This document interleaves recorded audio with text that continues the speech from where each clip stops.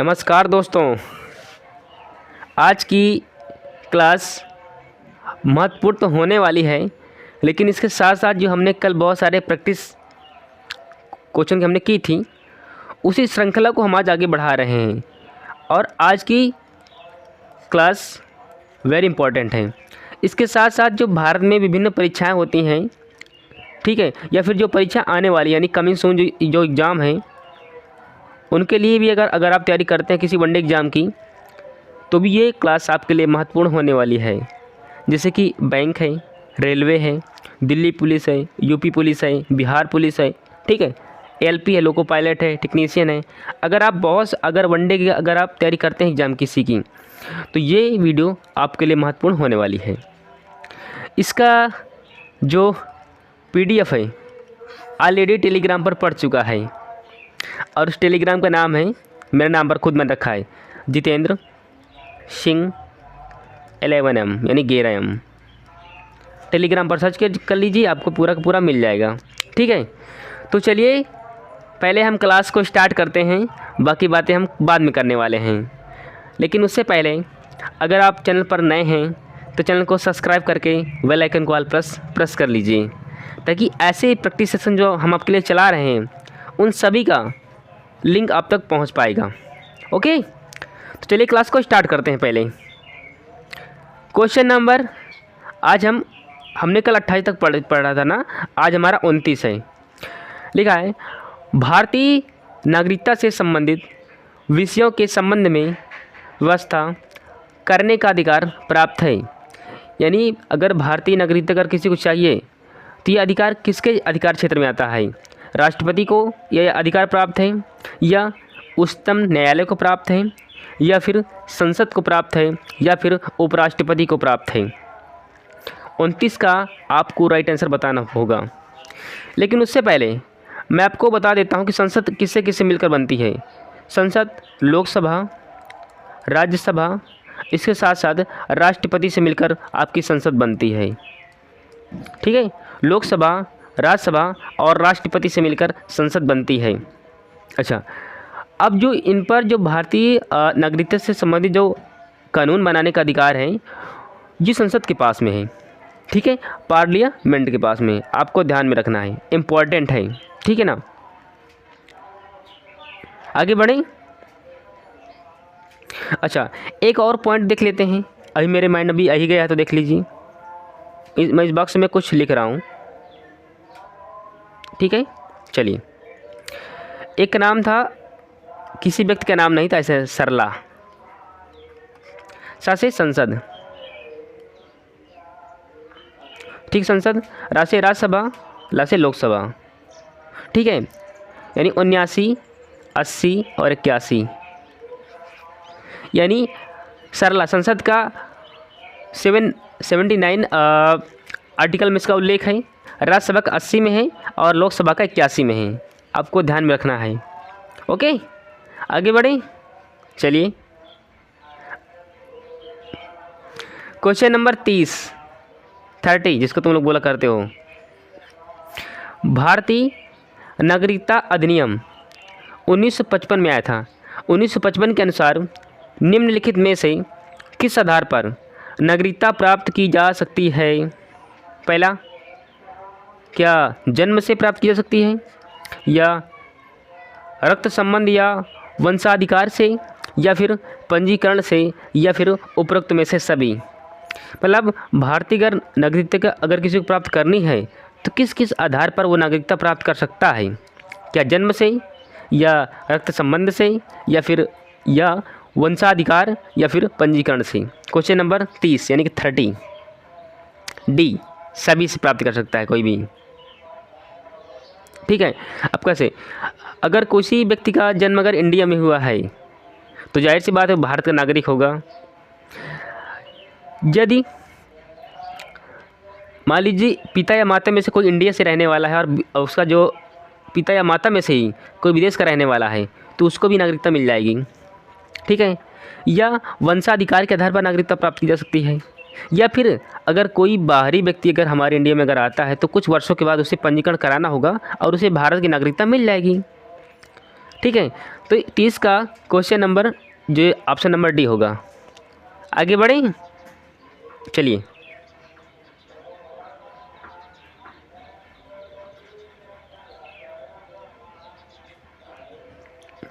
अब आपका 31 है।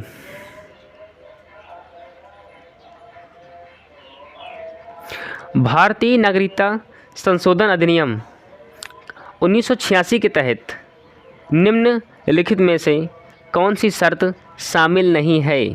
ध्यान रखना, नहीं इसने पूछा है, और नहीं अगर कहते से मार कर लीजिए, नहीं पूछा है। कौन सी नहीं है? एक है जो ए है, जन्म केवल भारत में हुआ हो। बी, पंजीकरण से पूर्व कम से कम 5 वर्ष निवास जरूरी है। सी, देशीकरण के तहत कम से कम 10 वर्ष तक भारत में रह चुका हो। या फिर डी है, उसने विदेशी भारतीय नागरिकता प्राप्त कर ली हो। क्वेश्चन नंबर 31 नहीं पूछा है ना। देखिए, इसका जो ए तो बिल्कुल सही है, यानी अगर वो बात करें कि अगर वो जन्म केवल भारत में हुआ है तो भारत का नागरिक होगा, बिल्कुल सही बात है। इसमें है पंजीकरण से पूर्व कम से कम 5 वर्ष निवास जरूरी है। 5 वर्ष तक निवास जरूरी है, पंजीकरण के बाद भी, ठीक है, सॉरी 5 वर्ष के पहले। अब बात करें देशीकरण के तहत कम से कम 10 वर्ष तक भारत में रह चुका हो, ये भी बिल्कुल सही है। अब जिसमें गलत आखिर क्या है? डी फॉर डॉग, यानी उसने विदेशी नागरिकता प्राप्त कर ली हो। अगर विदेशी नागरिकता अगर कोई प्राप्त कर लेता है तो उसकी जो भारत की नागरिकता वो छिन जाती है, रह नहीं जाती, ठीक है, वो भारत का फिर सदस्य नहीं रहेगा अगर उसने विदेशी नागरिकता प्राप्त कर ली है तो। ओके, इसका जो राइट आंसर होगा ना आपका डी फॉर डॉग होगा, डी, ठीक है, आपको ध्यान में रखना, इंपॉर्टेंट है। आगे बढ़ें, चलिए। अब क्वेश्चन नंबर 32 है, नागरिकता संशोधन अधिनियम कब 2019 के तहत किस देश प्रवासियों को भारतीय नागरिकता देने का प्रावधान है? पहला, अब ये ट्रेंडिंग क्वेश्चन था ये वाला 32 नंबर का जो है। अरे भाई, जिनका बाप भारत है, अफ़गानिस्तान, बांग्लादेश, सी पाकिस्तान, या फिर डी उपरोक्त में से सभी। क्वेश्चन नंबर 32 इसका जो 32 का राइट आंसर होगा ना वो डी फॉर डॉग होगा। कैसे?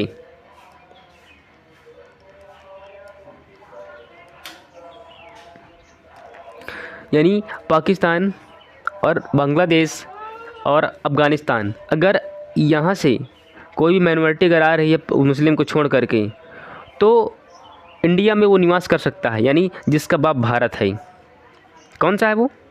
चलो मैं लिख देता हूँ, 1 मिनट।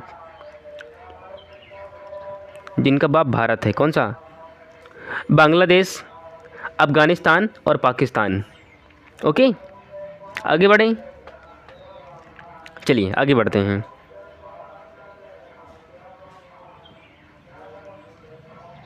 क्वेश्चन नंबर 33 है, मौलिक अधिकारों के संदर्भ में निम्नलिखित में से कौन सा कथन असत्य है?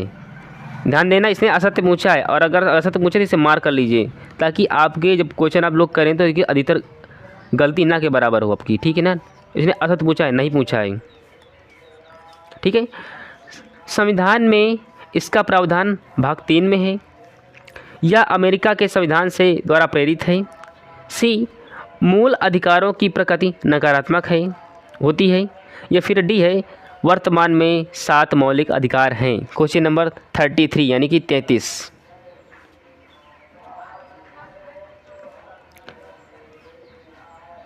बोलिए जल्दी से, क्वेश्चन नंबर 33 डी। ये नहीं है, बाकी सभी हैं। वर्तमान में 7 मौलिक अधिकार नहीं हैं, ठीक है। जो पहला है, संविधान में इसका उल्लेख भाग 3 में है, जो कि बिल्कुल सही है, करेक्ट है, ठीक है। फिर है, यह अमेरिका से संविधान से प्रेरित है, बिल्कुल सही बात है, यह अमेरिका के संविधान से ही प्रेरित है। मूल अधिकारों की प्रकृति नकारात्मक होती है। और ये भी सही है। और वर्तमान में 7 मौलिक अधिकार जो कि बिल्कुल गलत है। ठीक है, क्वेश्चन नंबर 33 का जो राइट आंसर होगा ना, डी फॉर डॉग होगा, डी फॉर डॉग।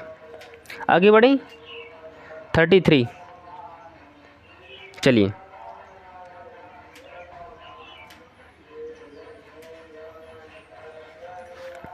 लिखा है 34 सही। संपत्ति का अधिकार वर्तमान में संविधान, भारत के संविधान के किस अनुच्छेद में वर्णित है? संपत्ति का अधिकार ए 224 का का में है, या फिर बी 290 के का में है, या फिर 300 के सी का में है, या फिर डी है 312 के का में है। 34, क्वेश्चन नंबर 34।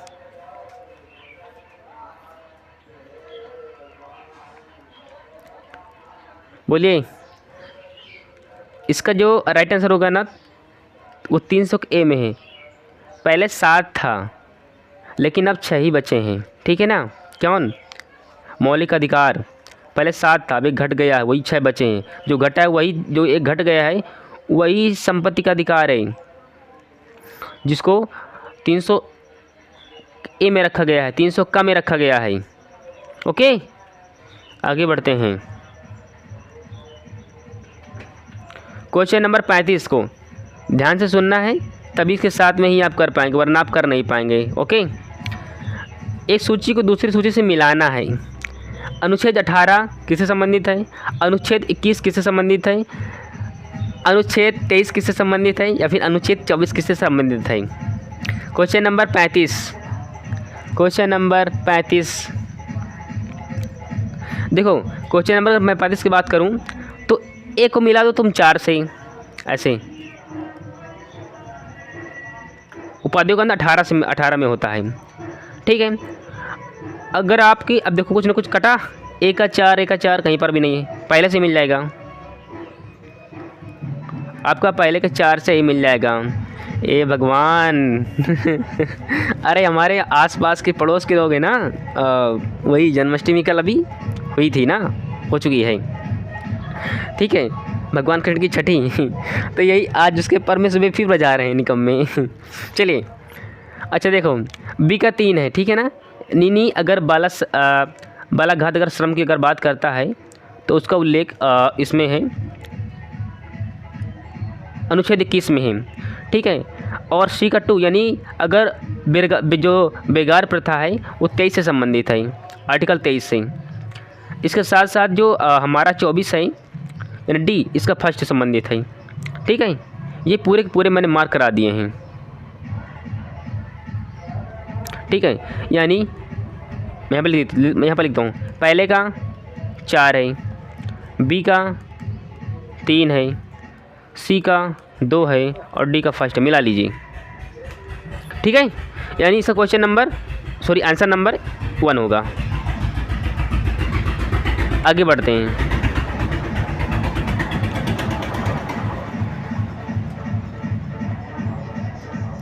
चलिए, क्वेश्चन नंबर 36, किसी भी व्यक्ति को अवैध रूप से बंदी बनाने पर उसे छुड़वाने हेतु कौन सी याचिका जारी की जाती है? पहला परमादेश, दूसरा उत्प्रेषण रिट, या फिर सी अधिकार प्रेक्षा, या फिर डी बंदी प्रत्यक्षीकरण। क्वेश्चन नंबर 36 कौन सा इसका सही होगा? ये तुम्हारी क्लास इंड हो जाए फिर मैं क्लास को ही इंड कर दूंगा। ठीक है ना, काफ़ी डिस्टर्बेंस होता है ना। 36 का डी फॉर डॉग।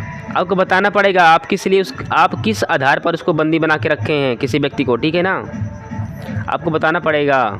बंदी प्रत्यक्षीकरण यानी किसी भी व्यक्ति को अवैध रूप से बंदी बनाने पर उसे छुड़वाने हेतु बंदी प्रत्यक्षीकरण याचिका जारी की जाती है। आपको बताना होगा कि आप किस आधार पर किसी व्यक्ति को बंदी बनाकर वो बैठाए हैं।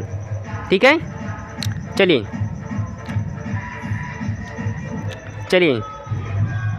कभी भक्त भगवान के भारतीय संविधान का अनुच्छेद 21A निम्न में से किस आयु वर्ग के बच्चों की निःशुल्क एवं अनिवार्य शिक्षा का प्रावधान करता है? क्या 6 से 12 है, या 6 से 16 है, या फिर 6 से 14 है, या फिर 6 से 8 से 14 है? क्वेश्चन नंबर 37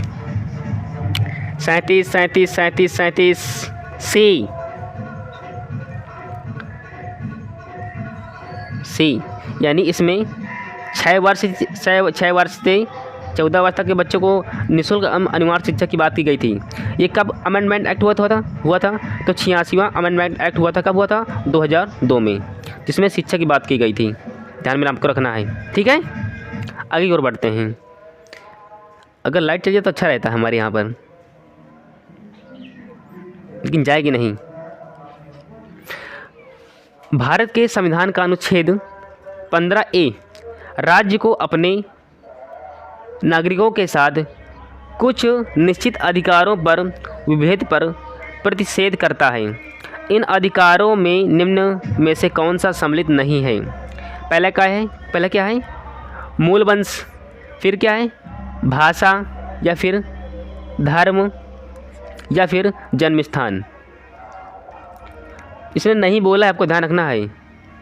नहीं, आपको ध्यान रखना है। कहीं पर अगर निगेटिव बोले उससे पहले मार्क कर लीजिए। आखिर वो नहीं पूछ रहा है, हमको नहीं बताना है। 38, इसका जो राइट आंसर होगा ना, बी फॉर बॉल होगा।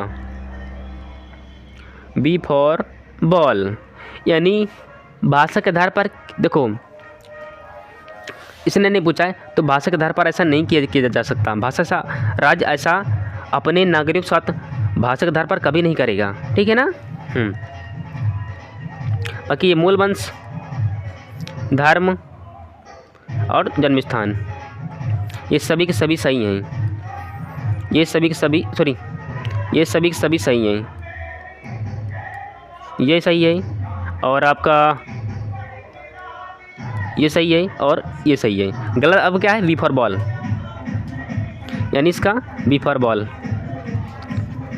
मैं आगे बढ़ता हूँ, जल्दी तुम्हारी क्लास एंड हो जाए बस। चलो, मेनका गांधी बनाम भारत संघ 1978 बाद संविधान के किस अनुच्छेद से संबंधित है? अनुच्छेद 20 से है, या फिर बी फॉर बॉल अनुच्छेद 21 से है, या फिर अनुच्छेद 22 से है, या फिर अनुच्छेद 23 से है? 39 का कौन सा उत्तर सही होगा? अनुच्छेद 21।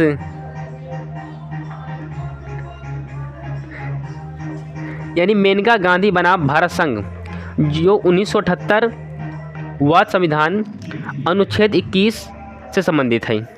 ध्यान में आपको रखना है। ये आवाज़ मेरे बैकग्राउंड में आपको सुनाई देगी, ठीक है ना। चलो, गाने का भी आनंद लो और क्या। चलिए, क्वेश्चन नंबर 40। भारतीय संविधान में निम्नलिखित में से कौन सा प्रावधान संवैधानिक उपचारों के अधिकार से संबंधित सम्मिलित नहीं है? ए भगवान, चलो ठीक है।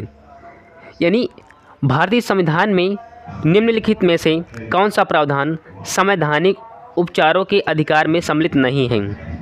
कौन सा है? सर्वक्षमा, परमादेश, सी अधिकार परीक्षा, या फिर डी बंदी प्रत्यक्षीकरण। क्वेश्चन नंबर 40 आपको बताना पड़ेगा कौन सा आंसर सही है। इसमें फिर से पूछा सम्मिलित नहीं है, आपको ध्यान रखना है। जो पूछा क्या करता है, आप इसे मार्क करना होता है आपको, ठीक है। सम्मिलित नहीं पूछा है, इसमें सभी सम्मिलित हैं। अधिकार परीक्षा भी सम्मिलित है, और परमादेश भी सम्मिलित है, और बंदी प्रत्यक्षीकरण भी सम्मिलित है। अगर सम्मिलित नहीं तो वो क्या है?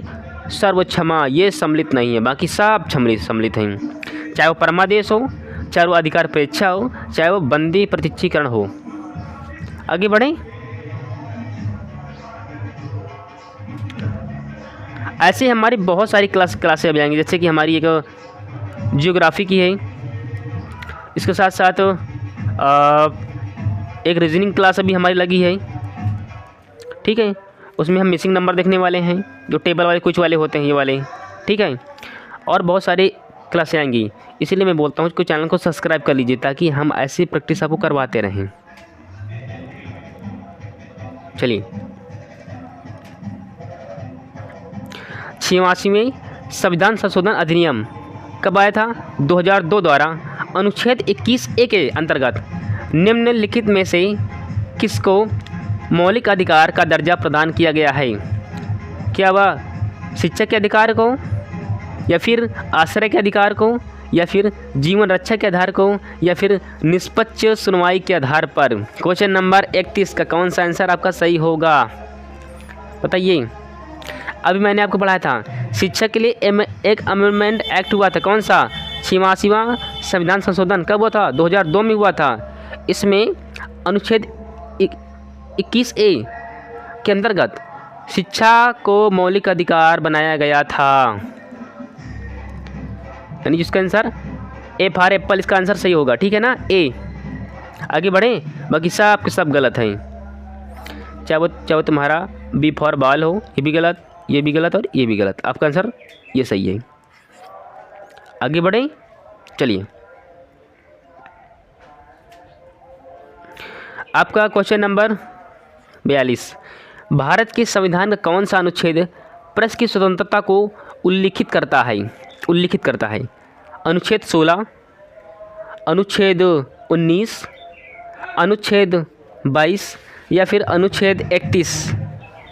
प्रेस की स्वतंत्रता यानी आपको बोलने का अधिकार, चुप रहने का अधिकार आपके पास है।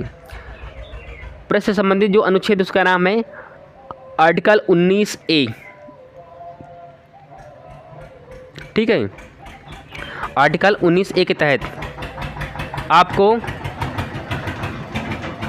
आर्टिकल 19A के तहत आपको बोलने का अधिकार है, चुप रहने का अधिकार है। जैसे कभी जब कोई प्रधानमंत्री, मुख्यमंत्री कॉन्फ्रेंस में बैठा रहता है ना, तो मीडिया वाला कुछ पूछा करता है, या हम भी पूछ सकते हैं। अब बोले क्यों? क्योंकि ये हमारा अधिकार है, यानी बोलने का हमारा अधिकार है। कौन सा देता है अनुच्छेद? Article 19A। आगे बढ़ें,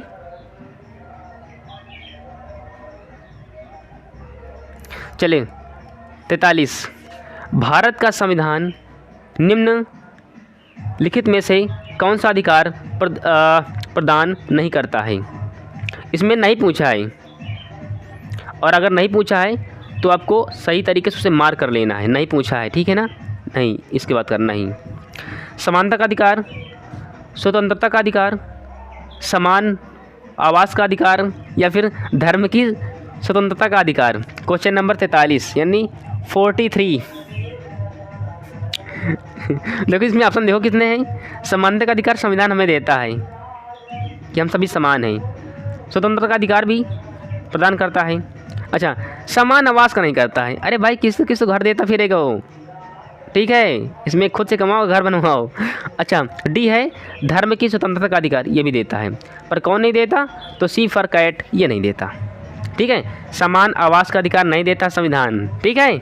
आगे बढ़ते हैं।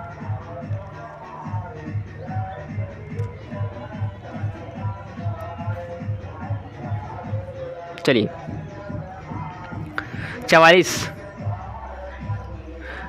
विधि के समक्ष समानता तथा विधियों का समान संरक्षण, इन दोनों प्रकार की व्याख्या का उल्लेख भारत के संविधान के कौन से अनुच्छेद में मिलता है? अनुच्छेद 14, अनुच्छेद 15, अनुच्छेद 16 या फिर अनुच्छेद 17? आपको बताना पड़ेगा कि कौन सा इन दोनों की व्याख्या करता है। कौन कौन की? विधि के समक्ष समानता और विधियों के समान संरक्षण का। Question number 44, 44, A for apple. इन दोनों के अनुच्छेद इन दोनों की व्याख्या करता है। अनुच्छेद 14 इन दोनों की व्याख्या करता है। कौन कौन सी दो व्याख्याएं? कि विधि के समक्ष समानता तथा विधियों के समान संरक्षण, इन दोनों की व्याख्या करता है अनुच्छेद 14। मुझे हल्का सा डिस्टर्बेंस हो रहा है, पर मुझे कोई फ़र्क ज़्यादा पड़ता नहीं है, ठीक है। चलिए छोड़ दीजिए।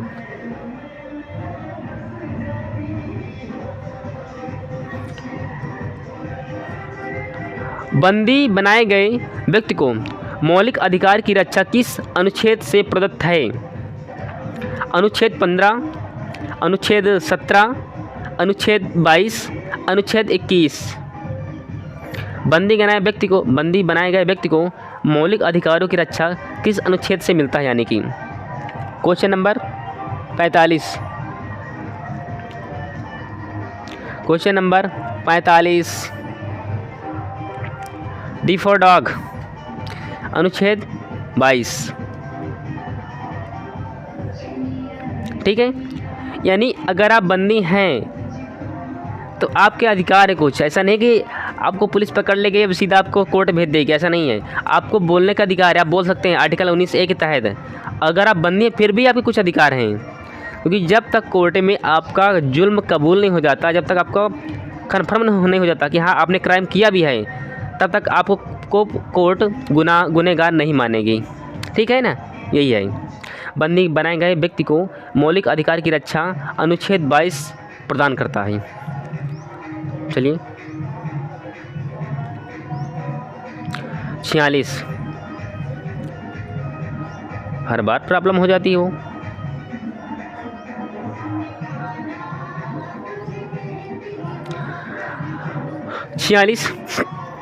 भारत के संविधान के अनुच्छेद 25 में उपयुक्त तो हिंदू शब्द सम्मिलित नहीं करता है। पहला, जैनों को, बी, बौद्धों को, या फिर सी, सिखों को, या फिर डी, पारसियों को। क्वेश्चन नंबर 46 का जो राइट आंसर होगा ना वो डिफॉल्ट डॉग होगा, यानी कि पारसियों को। आगे बढ़ें।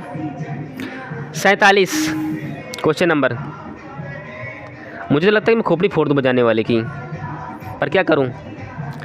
47, भारत के संविधान के किस अनुच्छेद के तहत अस्पृश्यता या छुआछूत पर रोक लगाई गई है? अनुच्छेद 16, अनुच्छेद 17, अनुच्छेद 18, या फिर अनुच्छेद 19। छुआछूत पर रोक, ठीक है, होता ना कि हम ऊंची कास्ट के हैं, हम नीची कास्ट को छुएंगे नहीं, उसी की बात करता है 47। 17, अनुच्छेद 17 छुआछूत पर रोक की बात करता है। अनुच्छेद 17 यानी भारत के संविधान के अनुच्छेद 17 के तहत अस्पृश्यता या छुआछूत पर रोक लगाई गई है। बढ़े आगे, चलिए बढ़ लेते हैं। क्वेश्चन नंबर 48 यानी 48, भारत के संविधान का कौन सा भाग राज्य के नीति निर्देशक तत्व से संबंधित है? भाग 2, बी भाग 3, सी भाग 4, या सी भाग 6। पहले बताइए कि भारत ने नीति निर्देशक तत्व कहाँ से लिए हैं? सबसे बड़ी बात तो ये है, चलो मैं बताता हूँ। इसे आयरलैंड से लिए गए हैं, आयरलैंड से लिए गए हैं राज्य के नीति निर्देशक तत्व। अब सबसे बड़ी बात है कि ये किस भाग में इसका उल्लेख है, वर्णन है। 48 सी है, यानी कि 4 में इसका उल्लेख है। आपको ध्यान रखना है, इम्पोर्टेंट प्रश्न है, कई बार पूछा गया है। आगे बढ़ें। क्वेश्चन नंबर 48 का सी, भाग 4 में इसका उल्लेख है। किसका? राज्य के नीति निर्देशक तत्वों का उल्लेख भाग 4 में है। कहाँ से लिया गया है? आयरलैंड से लिया गया है। आगे बढ़ते हैं। ये आपके पूरे 60 प्रश्न हैं। भारतीय संविधान के अंतर्गत आर्थिक संसाधनों के केंद्रीकरण निम्नलिखित में से किसका उल्लंघन करता है? पहला, समानता के अधिकार का, स्वतंत्रता का अधिकार का, सी कल्याण की अवधारणा का, या फिर डी राज्य के नीति निर्देशक तत्वों का। क्वेश्चन नंबर 49 यानी कि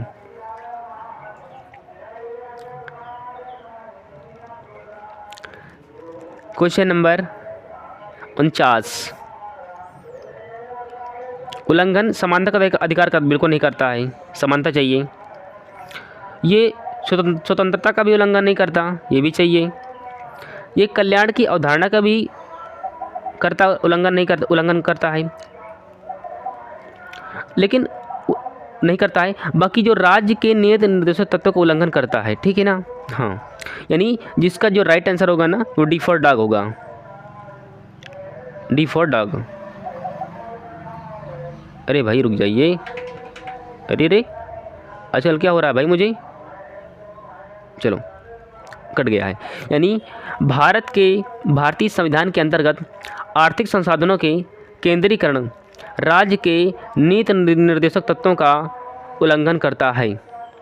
आगे बढ़ें, चलिए अगला क्वेश्चन आ रहा है, ध्यान से सुनना है, इम्पोर्टेंट है, इसलिए मैं आपको पहले से पहले बता रहा हूँ क्योंकि बहुत सारे एग्जाम में पूछा गया है। ठीक है, इम्पोर्टेंट है। चलिए 50।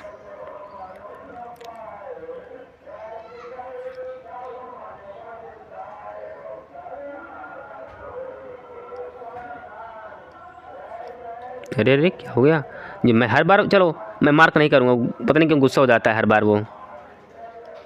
50 नागरिकों के लिए एक समान सिविल संहिता के संदर्भ में निम्नलिखित में से कौन सा कथन सत्य है? आपको सत्य बताना है, ना कि असत्य, ध्यान रखना, पहले से मार्क कर लीजिए, आपको सत्य बताना है, सत्य जो कि सही है। इसका प्रावधान भाग 3 में है। इसका प्रावधान अनुच्छेद 44 में है। तीसरा पॉइंट है, वर्तमान में यह संपूर्ण भारत में लागू है। 4 संविधान में राज्य को यह निर्देश दिया गया है कि वह नागरिकों के लिए एक समान संहिता लागू करने का प्रयास करे। क्या इसमें ए सही है या फिर बी सही है या फिर सी सही है या फिर डी सही है? Question number 50 50 50 50। क्वेश्चन नंबर 50 का जो राइट आंसर होगा ना वो बी फॉर बाली होने वाला है। 2 और 4 बाकी सब गलत है। कैसा? इसका उल्लेख भाग 3 में बिल्कुल नहीं है, भाग 3 में बिल्कुल नहीं है। इसका प्रावधान 44 में है, हाँ, इसका उल्लेख अनुच्छेद 44 में है, यानी समान सिविल संहिता। ठीक है। इसका तीसरा, यह पूरे वर्तमान में या संपूर्ण भारत में लागू है, बिल्कुल गलत बात है। यह वर्तमान में पूरे भारत में लागू नहीं है। पहला गोवा था और दूसरा उत्तराखंड ने अभी बिल पास किया है हाल ही में। ठीक है ना, समान नागरिक संहिता इसे बोला करते हैं ऐसे भाषा में। यह पूरे भारत में लागू नहीं है। ठीक है ना, यानी इसमें आपका पहला गलत हो जाएगा। पहला गलत तो पहला से ही आपका ये ऑप्शन कटेगा और कुछ नहीं कटेगा। अच्छा, कह रहा है ये पूरे भारत में, इसका प्रावधान अनुच्छेद 44 में है, बिल्कुल सही बात है, यानी इसका दूसरा सही है, यानी कि अभी कुछ नहीं कर सकते। वर्तमान में पूरे भारत में लागू है, बिल्कुल गलत बात है। यह पूरे भारत में नहीं बल्कि 2 राज्यों में, पहला गोवा और दूसरा उत्तराखंड, यूके नहीं उत्तराखंड, 2 ऐसे राज्य हैं, इसलिए तीसरा भी गलत है। तो तीसरा भी गलत, तो ये हमारा सी फॉर कैट, ये भी हमारा कट गया। ठीक है, तो जो हमारा राइट आंसर होगा ना वो बी फॉर बाल होगा। यानी संविधान में राज्य को यह निर्देश दिया गया है कि वह नागरिकों के लिए एक समान नागरिक संहिता लागू करने का प्रयास करे। कोई बड़ा नहीं, कोई छोटा नहीं, कोई ऊंच नहीं, कोई नीच नहीं। ओके, चलो आखिरी हमारे 10 क्वेश्चन बचे हैं, उनको देख लेते हैं, बस फिर हम लोग बढ़ते हैं घर की ओर। तुम अपने घर पर, मैं अपने घर पर। चलिए ठीक है। ठीक है, 51 राज्य के नीति निर्देशक तत्वों के संदर्भ में निम्नलिखित में से कौन सा या फिर कौन से कथन सत्य हैं? आपको सत्य बताना है, ना कि सत्य, आपको सही बताना है। यह आयरलैंड के संविधान की देन है, यानी ये आयरलैंड के नीति निर्देशक तत्व से ले गया है। चलो मान लेते हैं, पहले देखते हैं। इसका प्रावधान भाग 4A में है। 3 यह कल्याणकारी राज्य के आदर्श की घोषणा करता है। इसमें से कौन से आपके आंसर सही होंगे? अच्छे प्रश्न है, ठीक है ना, बताना इसमें कौन सा सही है आपका। क्वेश्चन नंबर 51 इसका जो राइट आंसर होगा ना सी फॉर कैट होगा। बताते हैं कैसे। इसका 4A में नहीं, बल्कि गलत इसलिए है, इसका 4 में मात्र उल्लेख है, 4A में नहीं, जो कि इसने बिल्कुल गलत बोला है। इसका उल्लेख भाग 4 में है, A में नहीं था, इसलिए गलत है। अच्छा, यह आयरलैंड के संविधान की देन है, बिल्कुल सही बात है। राज्य के नीति निर्देशक तत्व आयरलैंड से ही ले गए हैं। अच्छा, यह कल्याणकारी राज्य के आदर्श की घोषणा करता है, बिल्कुल सही बात है कि राज्य सभी के लिए समान सुविधाएं प्रदान करें। यानी इसका पहला और तीसरा दोनों इसके सही हैं, बाकी आपका पहला गलत है, इसमें ऑप्शन में आपका पहला गलत है और आपका दूसरा भी गलत है और आपका डी भी, ये भी गलत है। आगे बढ़ें। 51 हमारा सॉल्व हो गया। चलिए 52, अनुच्छेद 40 के अंतर्गत राज्य को किसके गठन का निर्देश दिया गया है? ग्राम सभा, बी पंचायत समिति, सी जिला परिषद या फिर डी ग्राम पंचायत। बताइए अनुच्छेद 40 किसकी बात करता है? क्वेश्चन नंबर 52, अनुच्छेद 40 52 ये बात करता है ग्राम पंचायत की, ठीक है ना, आपको ध्यान में रखना है। अनुच्छेद 40 ग्राम पंचायत की बात करता है।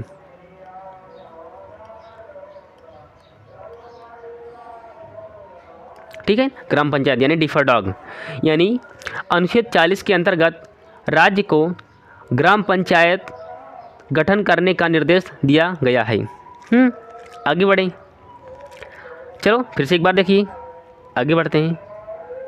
क्वेश्चन इम्पोर्टेंट है, ध्यान से देखना है। अगर तुम्हें इनमें से एक भी अगर आता है तो आप कर पाएंगे, वरना आप कर नहीं पाएंगे, ठीक है ना। तो हर इस पॉइंट को आपको ध्यान से सुनना है जो आपकी परीक्षा की दृष्टि से महत्वपूर्ण है, ठीक है ना। अच्छा, मुझे एक पता है फिलहाल, अभी मैं देख लेता हूँ कैसा है। बी का होगा तुम्हारा तीसरा, यहाँ पर लिख देता हूँ, बी का आपका तीसरा होगा। देखो बी का तीसरा कौन सा मिल रहा है? नहीं मिल रहा, मात्र डी ही मिल रहा है। मैं आपको इसको मैं छोटा करता हूँ।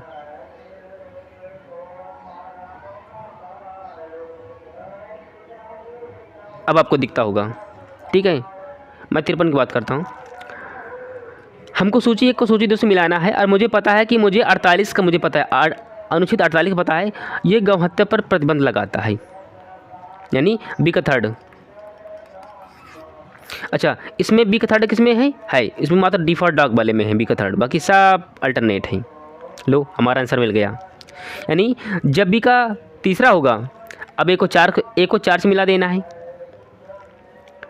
ए को 4 से, अरे भाई हमारा पेन कहाँ गया, ए को 4 से मिला देना है, बी आपका 3 मिल ही गया है, सी को 2 से मिला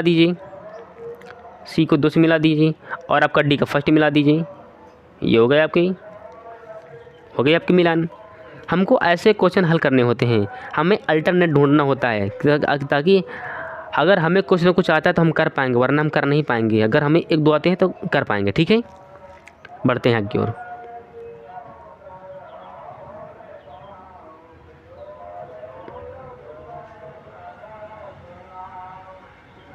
चलिए 54 नहीं, वो चारा नहीं ठीक है, 54 की बात करते हैं हम। अरे बेवड़ा है क्या, हर बार आ जाता है। चलो हम नीचे वाले लेते हैं। भारत के संविधान के अनुच्छेद 41 में कुछ मामलों में लोक सहायता के संदर्भ में निम्नलिखित में से किस शब्दावली का उल्लेख नहीं किया गया है? कौन सा है?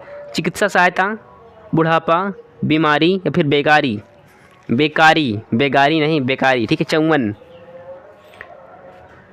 अगर उल्लेख नहीं किया गया है तो चिकित्सा सेवा का उल्लेख नहीं किया गया है, ठीक है, बाकी सब का किया गया है। इसका जो 54 का राइट आंसर होगा ना, ए फॉर एप्पल होगा। आगे बढ़ें। लिखा है 55 निम्नलिखित में से किसने राज्य के नीति निर्देशक तत्वों को सामाजिक क्रांति के प्रतीक बनाया है? Doctor Bhimrao Ambedkar, Granville Austin, A.V.. Dicey या फिर के.टी. शाह। 55 इसका जो राइट आंसर होगा ना, बी फॉर बॉल होगा, यानी ग्रेनविल ऑस्टिन ने राज्य के नीति निर्देशक तत्वों को सामाजिक क्रांति के प्रतीक बताया है। हमारे 3-4 और बचे हैं, फिर आपकी क्लास पूरी की पूरी एंड हो जाएगी। चलिए, भारत में न्यायपालिका का कार्यपालिका से पृथक्करण यानी सेग्रेशन निम्नलिखित में से किसमें उल्लेखित है? 7वीं अनुसूची में, परंपरागत व्यवहार में, या फिर संविधान की उद्देशिका में, या फिर डी राज्य की नीति के निर्देशक तत्वों में। क्वेश्चन नंबर 56 है, 56। इसका जो राइट आंसर होगा ना वो डी फॉर डॉग ही होगा। ठीक है, इसका जो राइट आंसर होगा वो डी फॉर डॉग ही होने वाला है। ओके, चलिए 57। चलो, निःशुल्क न्याय एवं विधिक सहायता का प्रावधान किस अनुच्छेद में वर्णित है? अनुच्छेद 43A के तहत, या फिर अनुच्छेद 39A के तहत यानी 39A के तहत, या फिर अनुच्छेद 39C के तहत, या फिर आर्टिकल 38 के तहत। निःशुल्क न्याय एवं विधिक सहायता का प्रावधान किस अनुच्छेद में है? 57, 57 बी फॉर बॉल यानी कि अनुच्छेद 39A के तहत निःशुल्क न्याय एवं विधिक सहायता का प्रावधान किया गया है। आगे बढ़ें, चलिए एक और 2 बचे हैं।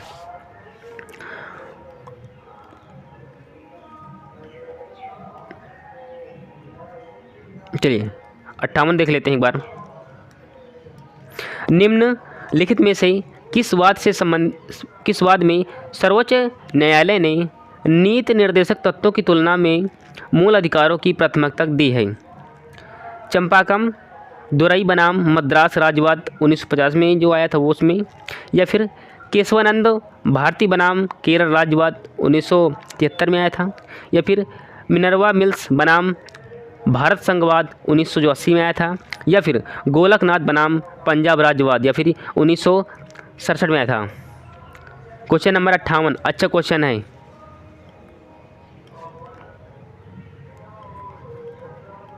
इम्पोर्टेंट है 58।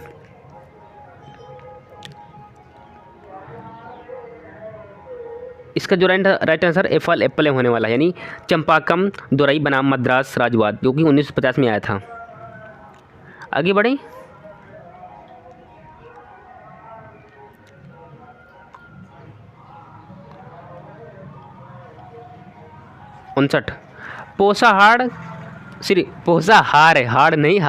पोषाहार स्तर और जीवन को ऊंचा करने तथा स्वास्थ्य का सुधार करने का राज्य का कर्तव्य उपबंधित है। अनुच्छेद 46 में है, या फिर अनुच्छेद 47 में है, या फिर अनुच्छेद 50 में है, या फिर अनुच्छेद 51 में है। 59 का बी फॉर बॉल यानी 47 में होने वाला इसका उल्लेख है। ठीक है ना? हाँ,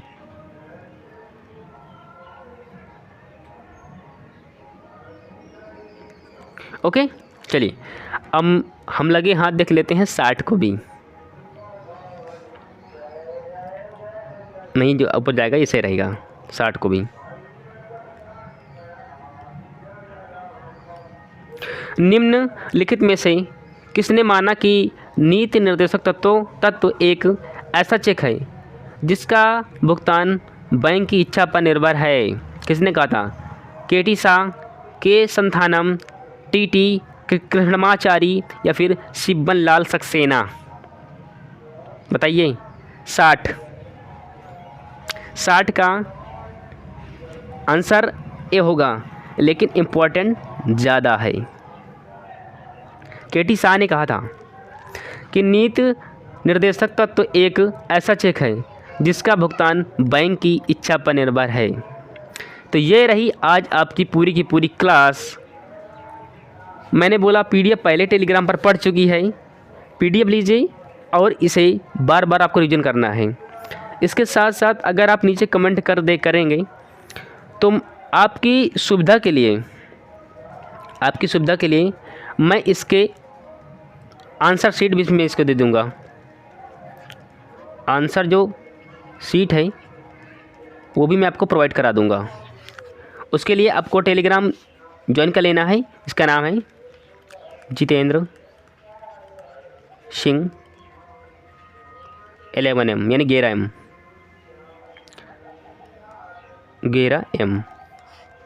इतना सर्च कर लीजिए टेलीग्राम पर, मेरा आ जाएगा टेलीग्राम, ठीक है। उसको ज्वाइन कर लीजिए और पूरी की पूरी PDF प्राप्त कर लीजिए। चलिए अब मैं मिलता हूँ नेक्स्ट वीडियो में, तब तक के लिए जय हिंद, वंदे मातरम।